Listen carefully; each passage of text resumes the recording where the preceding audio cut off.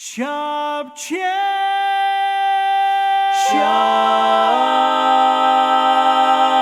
Chat!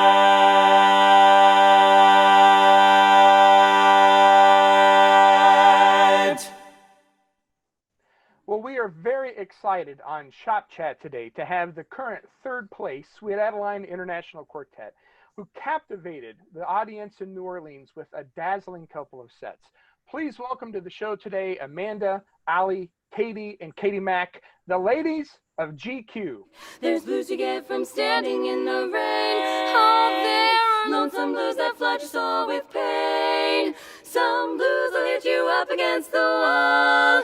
But of all the low-down blues I can recall, those naughty, sweetie blues are the meanest blues of all. Meanest blues of all.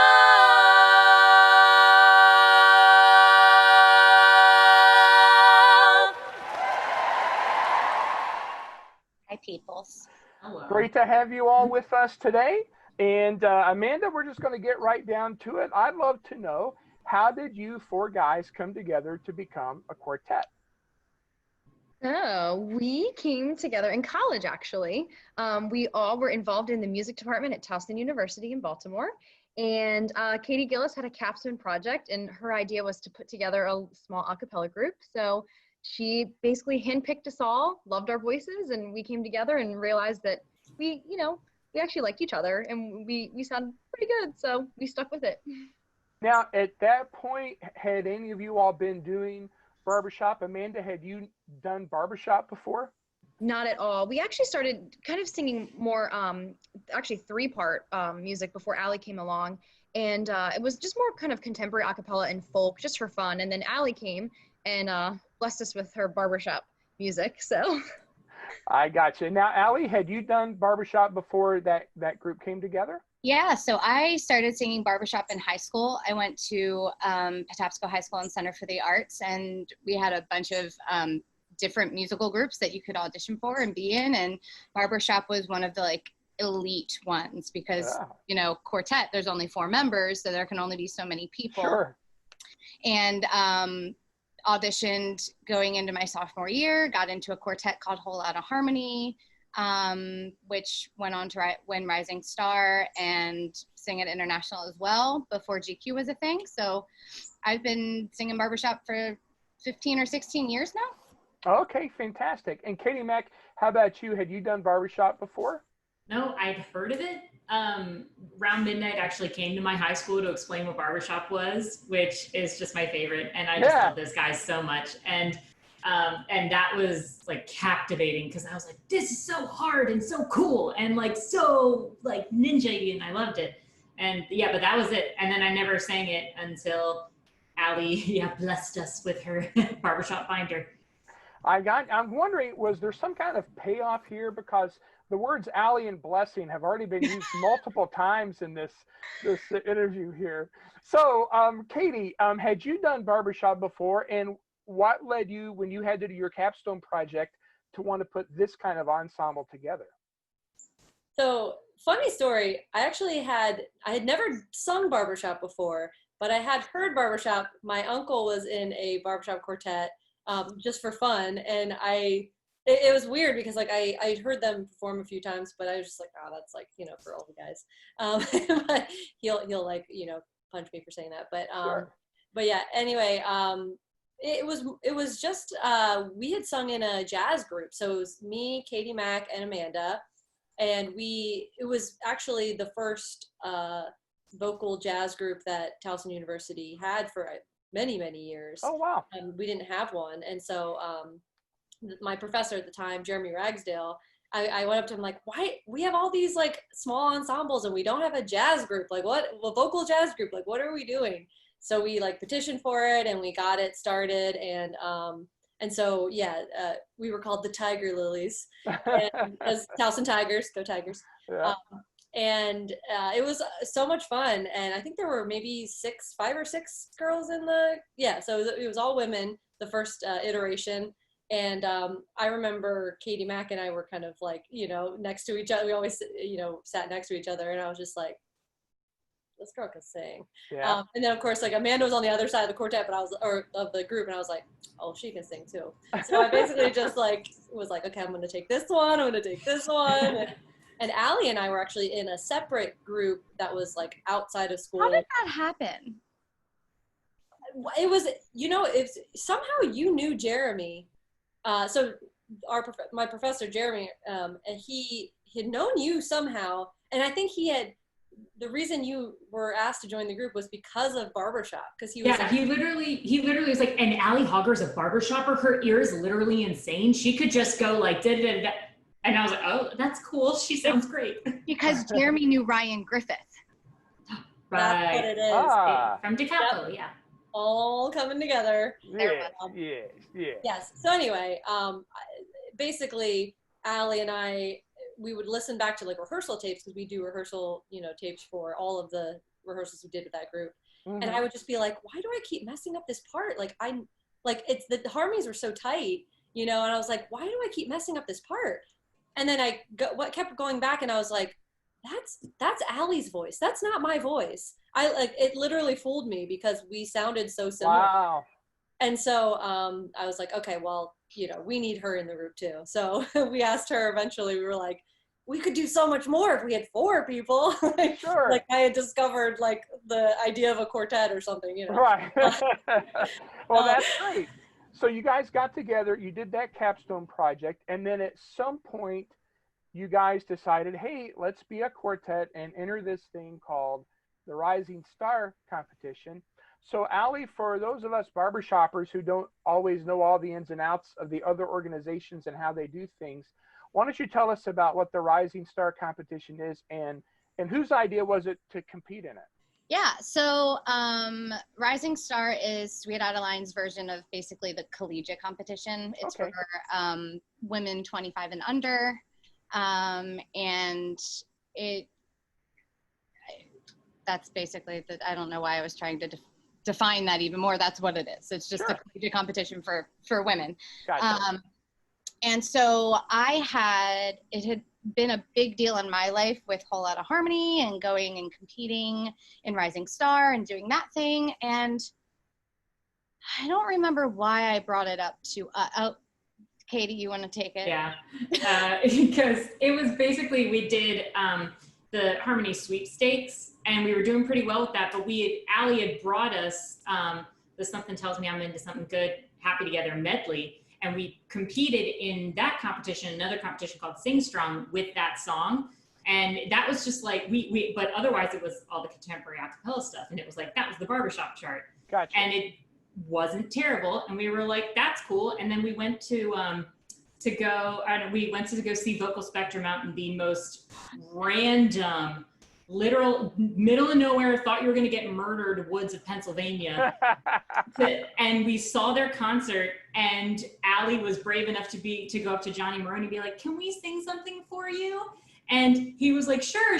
And so he brought the guys over, and then we sang that medley for him. And then he goes, you guys should do Rising Star. And we were like, Allie was like, yeah, we should. And then we learned that you could win money, and that convinced me. So we were like, cool, let's go. I think the first time I saw you guys on YouTube was doing that song, and you're in a classroom.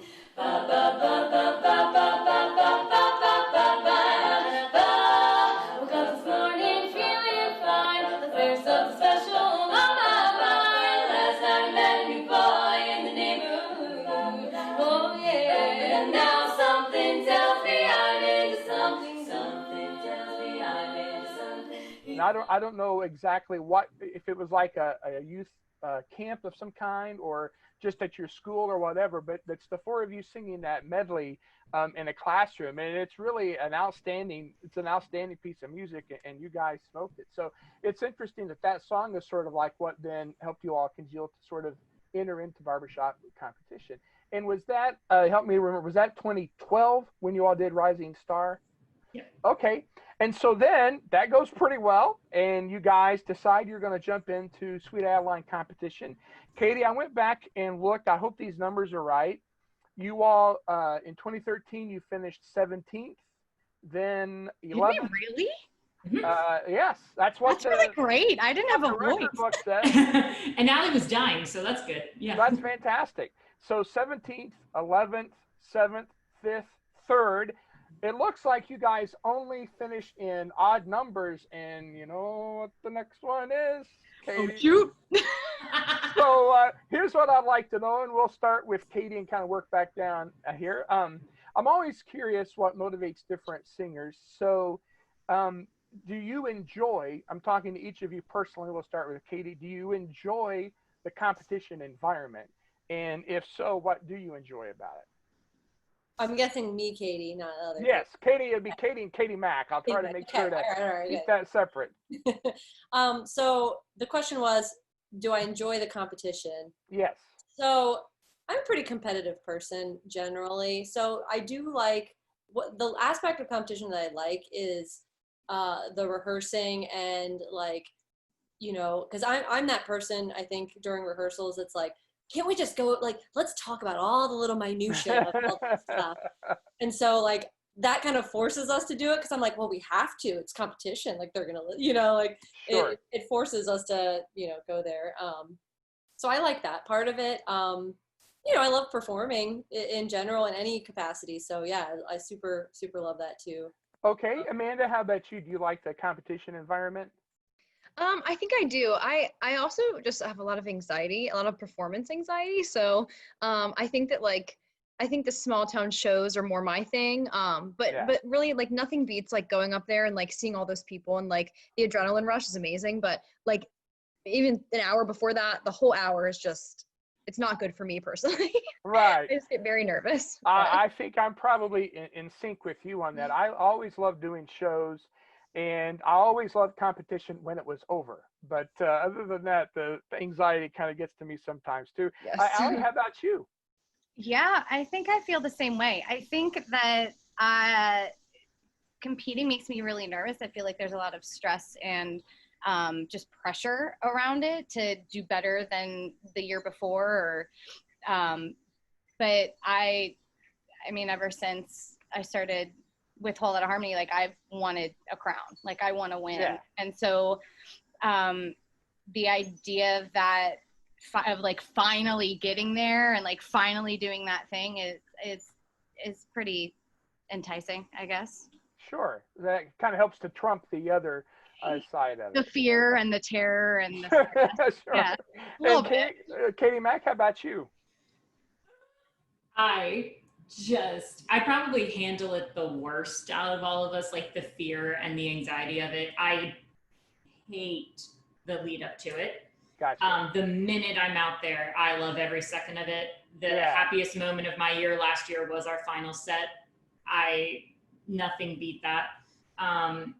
And just, I put a lot of pressure on myself, and I guess us to represent young women, especially, in the best light we possibly can. Yeah. So I think that weight can get really heavy, but it's 1,000,000% worth it. And I think also, since we've done this a few times with like occasional years off to do other things for the quartet, so that competing isn't necessarily our only thing, that helps me stay grounded and remember that this isn't our only thing. Like, we still record, we still do camps, we still change lives in like different ways other than the contest. It has finally this year been a little better. And now to the point where maybe I'm competition. Maybe but I'm trying to like remember, like, okay, well, in future years, think back to how the final set was the happiest I had ever been the whole year, and get excited for it instead of scared. So I do like affirmation words around our hotel room. We all go for runs or watch Great British Baking Show. Like, it's, you know, we have figured stuff out by now, and it's much easier than it was. That's great. Well, you know, I think it works best when you have that different set of outlooks in a quartet. I don't think a quartet could work if everybody had exactly the same personality when it comes like this, and so it helps to balance you out for sure. So obviously, as you guys have just continued to improve over the years, there are a lot of people that help you along the way. Amanda, I'd love to hear about who were some of the people that have been instrumental in your all's development as a quartet, as coaches especially.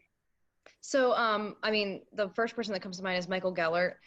He is just amazing. The way he communicates with us, you know, he can say things and we get it, and he helps us, and he's understanding, but he also isn't, in a way. He pushes us, you know, to be the best, because he knows, you know, what we can be capable of if we put our mind to it. So I think he definitely is a huge part of where we are now. Great. Anybody else stands out as instrumental in helping you out? Yeah, Katie? Well, you know, we had talked earlier about like how we all got together in different like jazz groups. And so, yeah, I was going to say Jeremy Ragsdale. He wasn't necessarily a coach, but he was our jazz teacher and my voice teacher. And yeah, he like kind of was instrumental in creating those like connections between all of us. So Sure. Yeah, and he's also just a fabulous musician. So check it out. Yeah. Well, that's great. Anybody else you all want to give a shout out to? Yeah, Katie Mack. Our arrangers recently, Patrick McAlexander is just, I mean, he just gets it. Like we don't have to speak to him. He just does it. It's insane. It's absolute insanity. So probably Patrick for sure.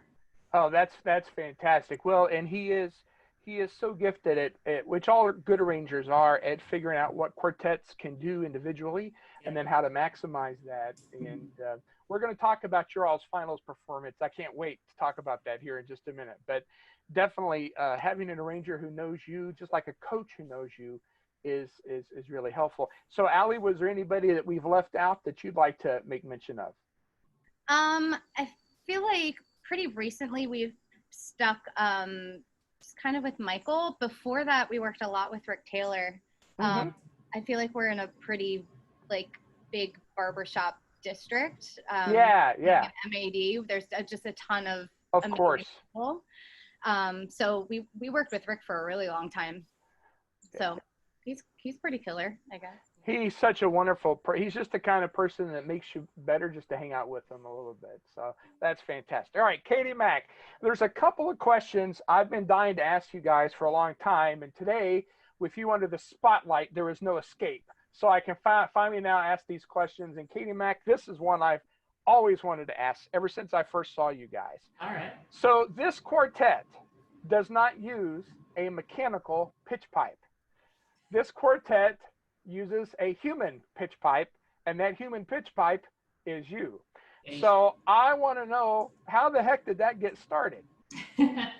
So as kind of bringing it back, so when I say I have perfect pitch, what it means is I have really, really awesome pitch memory. So like I discovered I had perfect pitch when I was a kid, when my dad, so stupid. My dad started to sing Britney Spears' Hit Me Baby One More Time, but he did Hit Me Baby One More Time, my love. He was singing that, and I was like, no, Dad, that's wrong. I was like, it's Hit Me Baby One More Time, my loneliness. And he was like, I sang that. And I'm like, no, you didn't.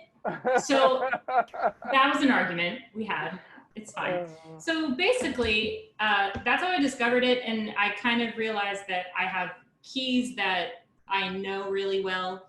I know what our songs are based on the pitch memory. I can figure out what the key is really fast, like just by like thinking about it a little more. But like, I know that the medley is, I know that When You're Smiling is, like, it's weird, it's stupid. And one time I was late for a sound check, and the girls had no clue.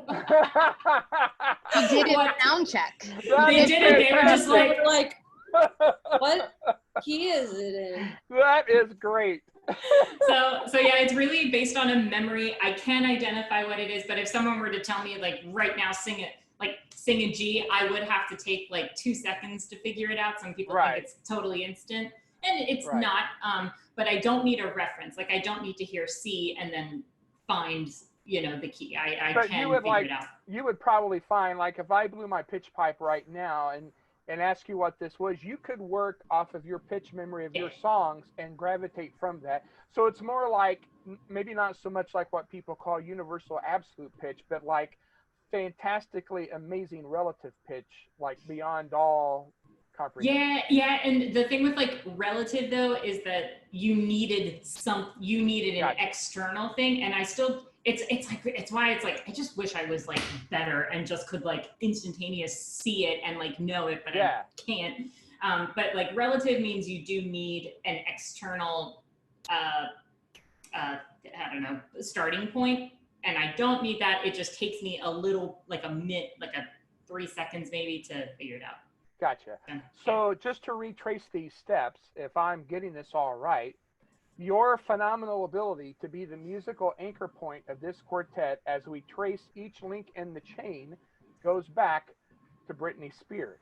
And Yes. thus, ladies and gentlemen, we have finally found Miss Spears' great contribution to music. And I think she deserves round congratulations for what we have finally deduced and put together here today. All right, so ladies, well, that's so cool, Katie Mag. I am really glad to hear that story. That's an amazing thing. Now, I'd like to know just a little bit about how you guys are doing. I don't know exactly when this episode will air, but we are recording it in mid-late summer, and kind of all still going through this weird time that we're in. Allie, you and Amanda, I think, are both teachers, if I remember right. In fact, Allie, I get so much entertainment from her routine stories about her students and things that happen through them. I'm just curious for you guys, how are you doing, and how is it doing? We have a lot of teachers, of course, who are going to watch this episode. Tell us a little bit, maybe we'll start with you, Allie. How's it going getting ready for the school year with all these unknown variables in the mix? Well, we did learn pretty recently that we will be going back virtually for the first semester. So that's okay. A good thing to know. I know Amanda is as well. I'm in a different county than her. You all are both in Maryland, is that right? Yeah, we're both. And is that a state decision or each school district or county makes it was a county decision. Okay. All right. Yeah. So I'm working for Anne Arundel County, and Amanda is working for Baltimore County, and they decided to go back virtually for the first semester, which is great. I don't know if that means like teachers will be in building and students will be at home, or if everyone's home. I don't really know what that means. I don't really know what the platform is. Right. I was teaching in Florida, so I feel like a new teacher again, and everything is just kind of, it is what it will be. Sure. Yeah. Well, I know it's tough but a lot of our teachers down here, the districts have been pretty late in deciding what they're going to do. So they're having to plan online and in person and, figure out what's going to happen. Now, Katie, I was thinking that you do some music instruction, but also maybe you work like in the food business, restaurant business. Tell us more about what you do in real life. So I don't do any music instruction anymore. I used to teach voice lessons, but now that's kind of been taken over. I do wedding singing. So okay. That's kind of been put on hold a little bit with the COVID. Thanks, Rona. But I also work at a farm. So I basically run distribution for a farm-to-table program. And it's a bunch of farmers throughout Baltimore County. Right. And so I've worked with restaurants like one-on-one, and it's awesome kind of getting to see like the back end of restaurant stuff. But then Monday, Wednesday, Friday, I work at the farm. So I actually am a farmer. Wow. Yeah. So we're like a small organic herb vegetable farm, and sure. It's awesome. As far as like work goes, it's like dream jobs.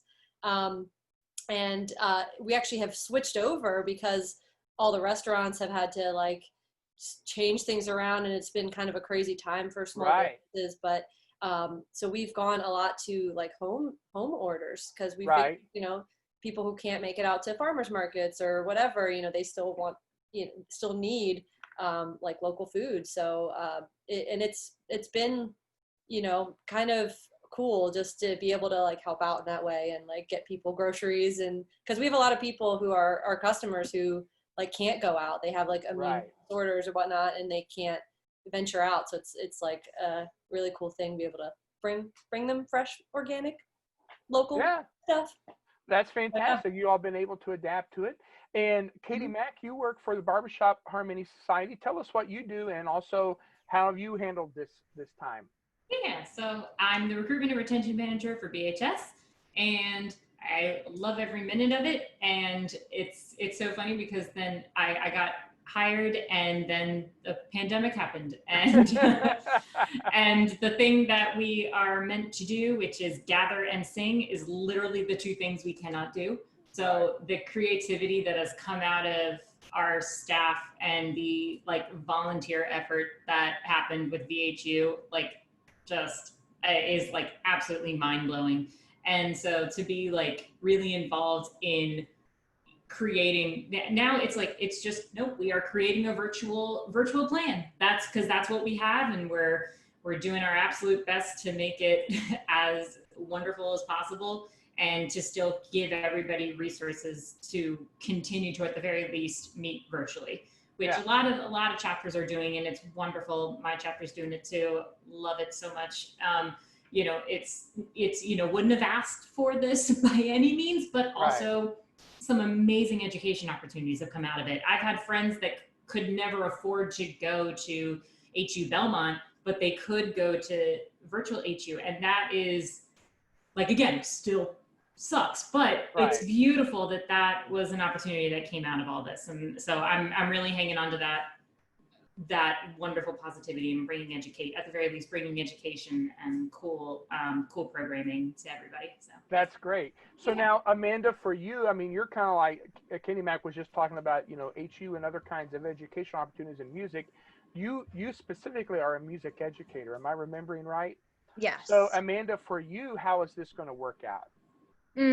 It's very sad. And I think like if you'd ask any teacher, our first answer would be, we want to be back in the classroom. We want everything to go back to normal. But unfortunately, you know, and with singing, there's so many risks. So my husband is also a music teacher.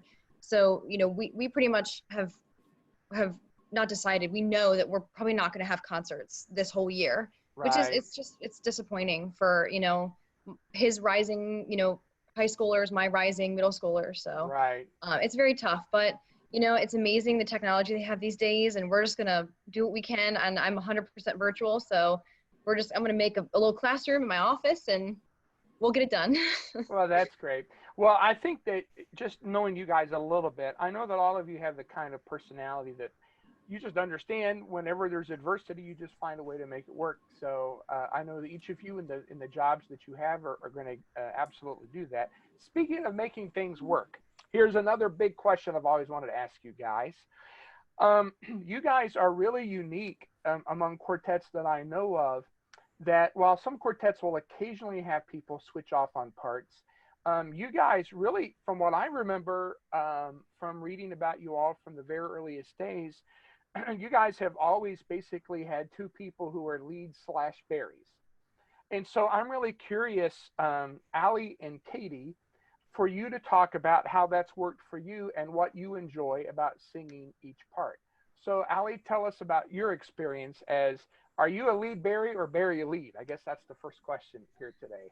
Well, I used to be a lead berry, and now I'm a berry lead. I gotcha.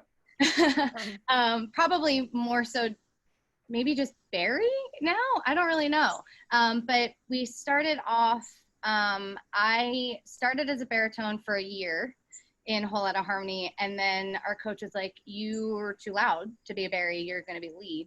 And I was deeply bitter for years and years, but continued to sing lead even in GQ on barbershop stuff. But on our a cappella stuff, Katie G has more of that poppy, folky, like just more of a non-barbershop lead voice. So I would take the berry part on the a cappella stuff. But I went through some vocal things, I don't know, for like most of the time we've been a quartet, and clung real hard to the fact that I could still sing lead and I was fine, and in deep denial that we didn't need to make any changes. And then eventually my voice started getting better, and I was like, I should probably sing berry. Yeah. And do you enjoy, I mean, some people are so naturally melody singers, it's hard for them to switch to the mindset of being a harmony singer, but do you get equal satisfaction? I loved Barry when I sang it in high school, and I love Barry now. I particularly love Patrick McAlexander's Barry, but like any Barry really is great. Yeah. I'm good not being on lead. Yeah, I got you. Now, before I turn to Katie G and ask her, I will say this. You know, I talk for a living myself.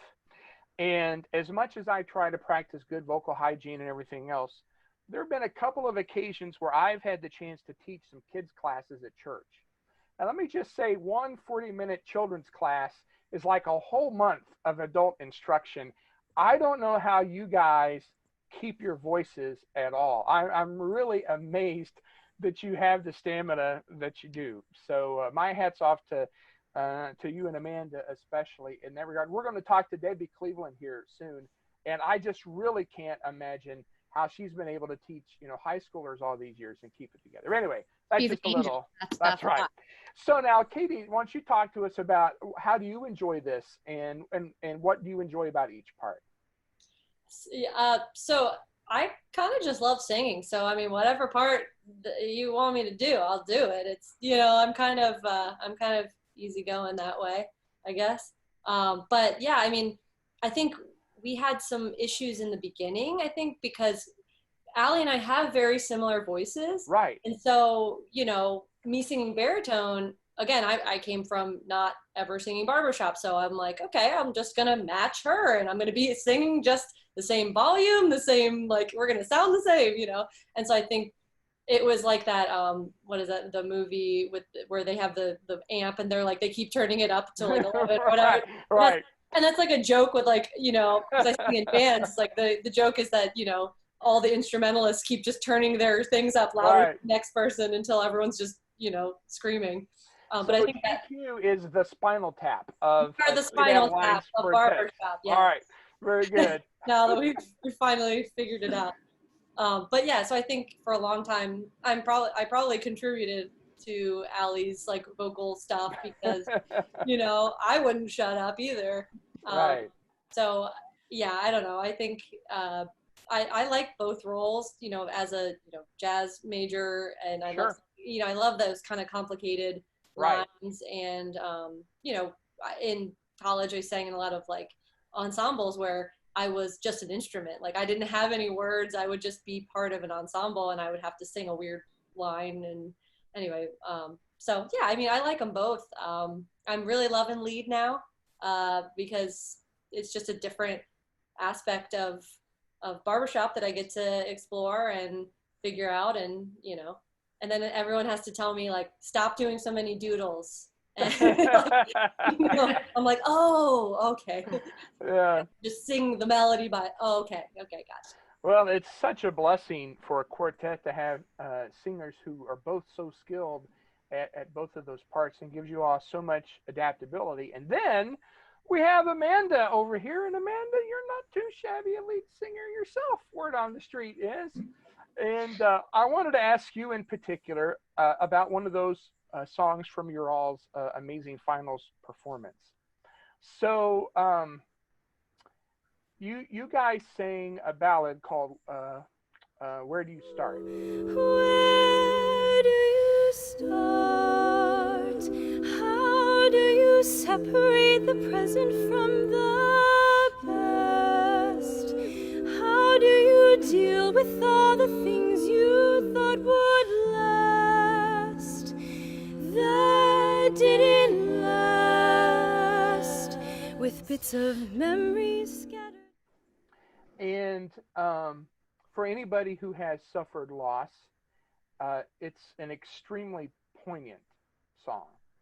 I made the mistake of going back to listen to it in preparation for this interview, and it's like, there's too many months of loneliness and stuck here in the house, so I'm not ready to listen to this one again.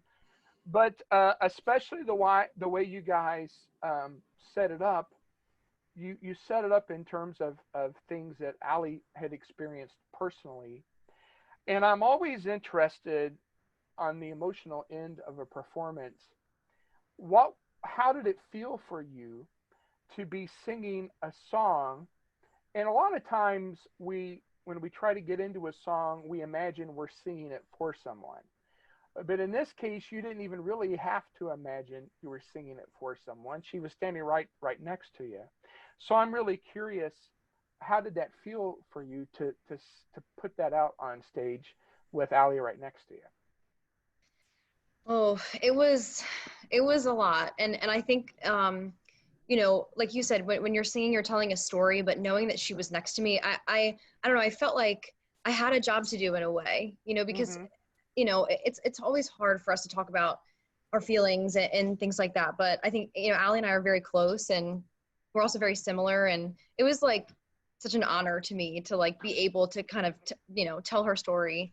And also just kind of be like, for me, it was kind of like, I'm telling your story, but I'm also telling you that I'm like going to be here no matter what, like forever, you know, like that's kind of how I felt. So it was, what a moment. I still like, that was such a song that like took me on such a journey. And so I'm just so glad that we were able to sing it and share it with everyone. Sure.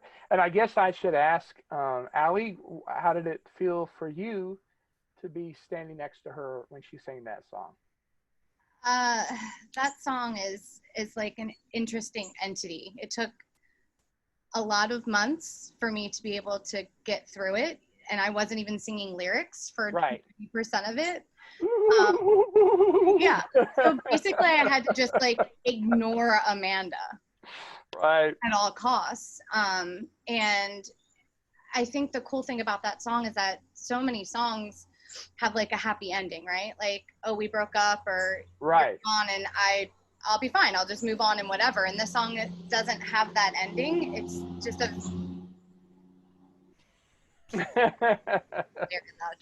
it just has a very realistic look at a relationship and what happens. And so I think, to be very truthful, to make it through that song, I had to completely ignore her. Yeah.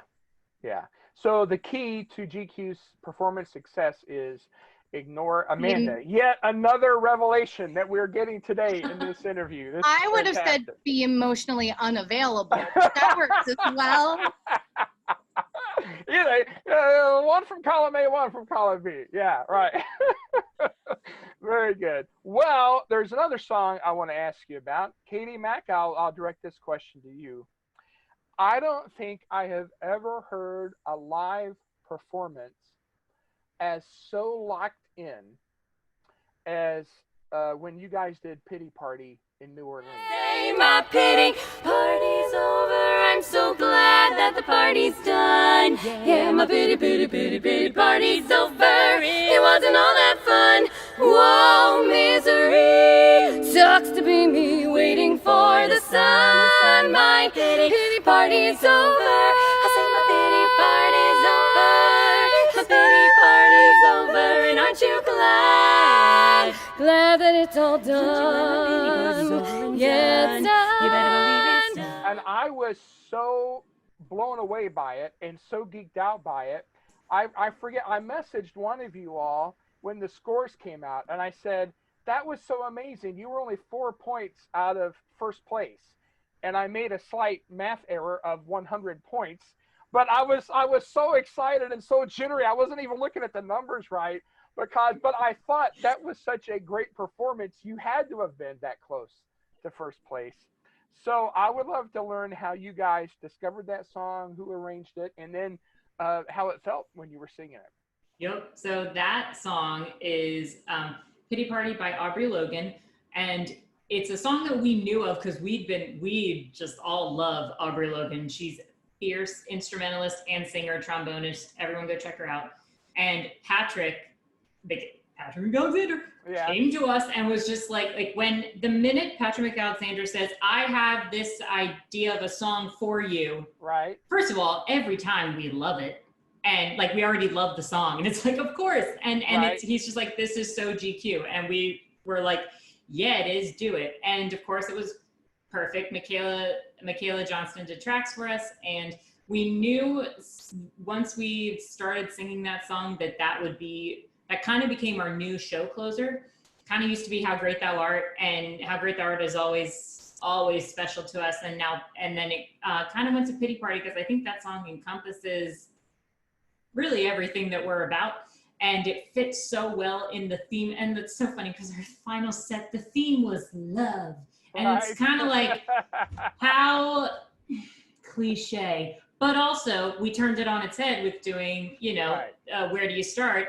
And then of course, but ending with pick yourself up. You don't need a man to be happy. You just need barbershop. And I think it was one of my favorite performances of doing that. No, my favorite performance of doing that song.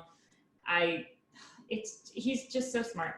Patrick's just so smart. And it's it's the easiest song we sing, in my opinion, too. And that's bonkers to me, because he's that good. He knows us so well. And yeah. Well, I'm not a big fan of roller coasters, but I do like emotional roller coasters. And that set, those last two songs, definitely gave us in the audience exactly that. But I will just tell you, I mean, I've gone back and listened to it over and over again with as critical an ear as I can muster, which I grant is not as good as many people's.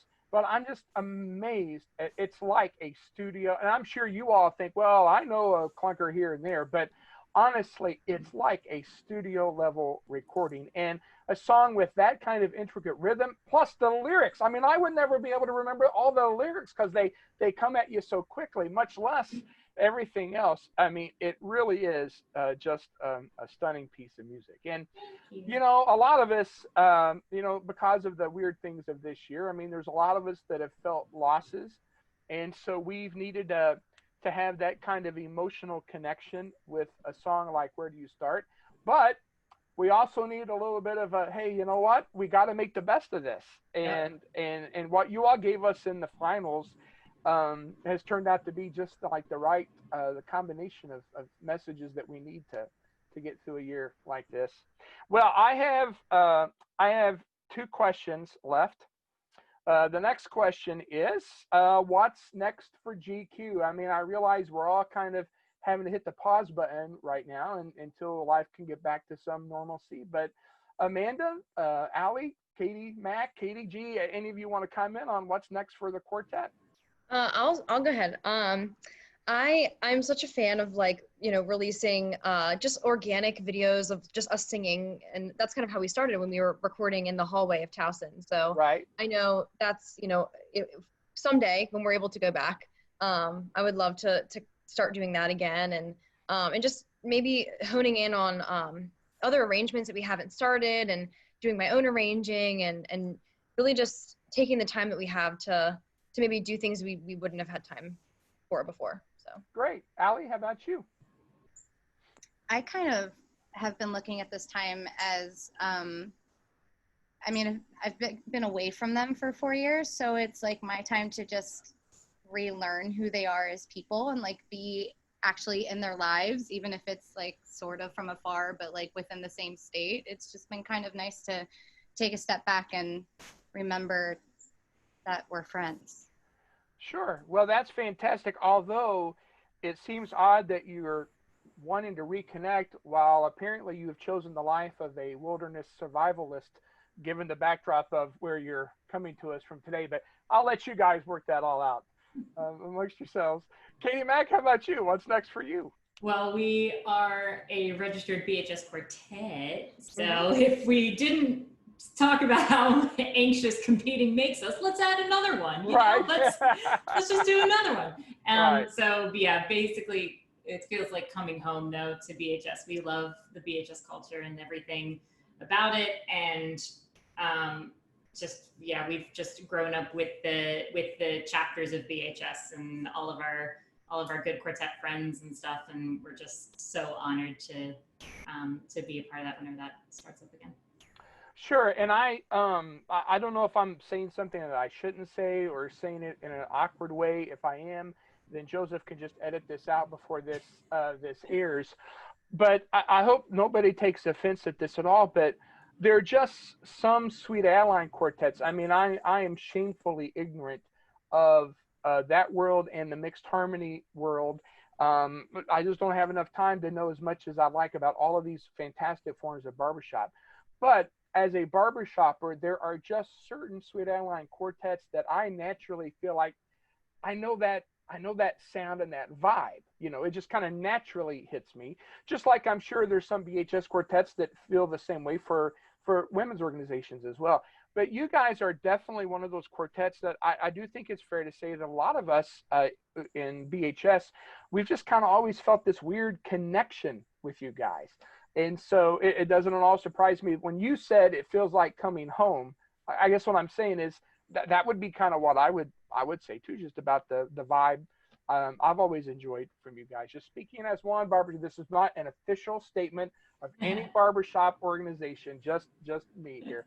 And then Katie G, how about for you? What's the future in store for you here in the immediate future? Well, I mean, I think I agree with like everybody that it's nice to like have this time where there's not like the grind of just running from place to place, and like and as much as we love the competitions and we obviously love doing shows and all that, it is, like Ali said, it's kind of nice to just have some time to think about like what kind of music do we want to like do coming up next, or let's hang out and just do whatever, or I don't know, like and just have some time to reset, because I think, and especially with everything, there's like so much going on in the world right now, and I think it's we've kind of even gone through music and thought like what's going to stay in our set list, what's going to go leave our set list based on things that we're learning, and which I think is super important. So I think that's been really good for us. Definitely excited about BHS and competing there, and I think we're just excited for the future and how things can evolve for us going forward. Great. All right, I'm so excited. This is one of my all-time favorite questions I've ever asked in the many years of Shop Chat, okay? Now, I know for sure that Katie Mack is a big Office fan, and I'm thinking that all of you are Office fans. Is that correct? Are all of you Office people? Oh, is it only Katie Mack? And Ali. Oh, okay. All right. So here's my question, and I guess I'll have to direct this just to you, just to you, Katie, and you're going to have to answer for everybody, okay? So here's my question. I'm just so excited about this. Which Office characters do each of the members of the quartet most resemble? Oh, this is such a good question. Oh, Katie, let's clap. I know, we're collaborating. I won't know if it's insulting or not, because I know it's perfect. That's the you all just relax. Just like okay. Katie Mack, and it's always complimentary, I'm sure. Oh, I think we need to do combos. I think Gillis is a little bit of. This is hard. I don't know. I would say Amanda is Pam Beasley. That's yeah. I can totally just see that. Kind, good-hearted, just fell in love with the dude. Right. Katie has a little bit of Jim in her. Oh, with really? like the pranking. Yeah. I think that's good. Very good. And a bit of Holly Flax. And a little Holly. Yeah. Yeah. She gets a little weird. Kind of that dorky, but in a good way. But in like not a Steve kind of like a. That's right. Yeah. Right. Yeah. Not a Michael kind you and me. Like, now this narrows it down to Katie Mack and to Ali. You are. I feel like I might have a little Angela in me. You're a bit Angela and Ryan. Oh. Yeah. I don't like either of those, but I'm gonna take the good things about them and just they're the only things that apply. Yes. That's such an innocent Agreed. question. Now you can do me. Was actually going to be the downfall of GQ Quartet as the. Amanda and Katie are gonna go do research later. All right. Actually, so we were nice to them. What about Katie Mack?